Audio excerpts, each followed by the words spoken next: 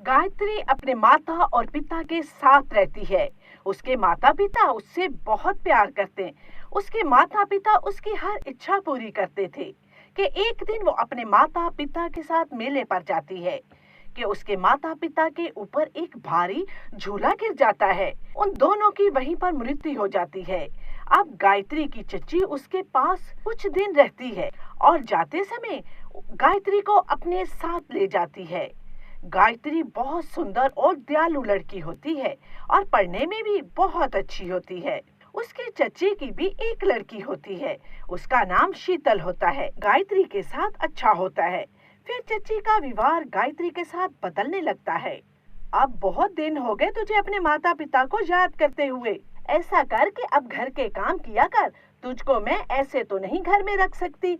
अरे महंगाई भी तो बहुत है। चल, तेरी पढ़ाई का तो खर्चा तेरे घर के किराया से नहीं पूरा हो जाएगा, बाकी का खर्चा कैसे पूरा होगा। मैंने नौकरानी की छुट्टी करवा दी है। आज से काम तू करेगी। अब ऐसा कर, हफ्ते भर के कपड़े पड़े हैं, वो धो ले, फिर रसोई में खाना जाके बना लेना। जी ठीक है चच्ची। वो कपड़े धोकर छत पर डालने गई तो साथ वालों के लड़के ने हाथ से नमस्ते कहा। वो फटाफट कपड़े डालकर नीचे आ गई। वो अगले दिन कॉलेज गई तो वो लड़का उसे कॉलेज में भी दिखाई दिया। शीतल उस लड़के को देखकर मुस्कुराकर उसके पास गई और बोली, अरे विक्रम, कैसे हो? लगता है खूब पढ़ाई कर रहे हो। लगता है इस बार भी तुम ही टॉप करोगे। अरे तैयारी तो कर रहा हूँ, देखो इस बार कौन टॉप करता है। उसने गायत्री की तरफ देखते हुए कहा। गायत्री उनको अकेला छोड़कर आगे निकल गई।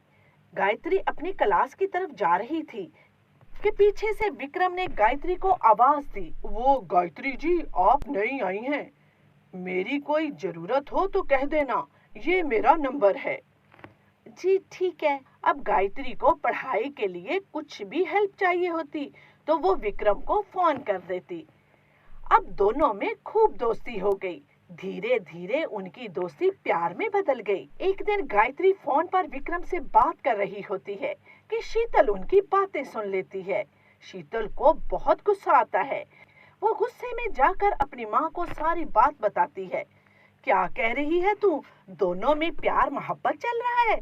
अरे मेरी शीतल विक्रम को पसंद करती है। उसकी माँ ने मुझसे रिश्ते का भी कहा था कि पढ़ाई मुकम्मल होने के बाद दोनों की शादी कर देंगे, और ये मनहूस मेरी ही बेटी का घर खराब कर रही है। तुझे तो मैं जिंदा नहीं छोड़ूंगी। आज तो तुझे मैं मार ही दूंगी। वो गायत्री को बालों से पकड़ लेती है और उसको पीटने लगती है। छत से विक्रम ये सब देख रहा होता है। वो जल्दी से उनके घर आ जाता है। अरे आंटी, ये आप क्या कर रही हैं? शीतल मेरी दोस्त है। मैं शीतल से शादी नहीं करना चाहता। मैं तो गायत्री को पसंद करता हूँ। अच्छा, इसे पसंद करता है तो अभी और इसी वक्त ले जाओ इसे मेरे घर से। मैं इस मनहूस को अब 1 मिनट भी अपने घर में नहीं रखूंगी। विक्रम गायत्री को अपने घर ले आता है और सारी बात अपनी माँ को बताता है। अरे विक्रम बेटा, ये तेरा जीवन है और तुझे ही बताना है। अगर तुझे गायत्री पसंद है तो मैं भी तेरी खुशी में खुश हूँ।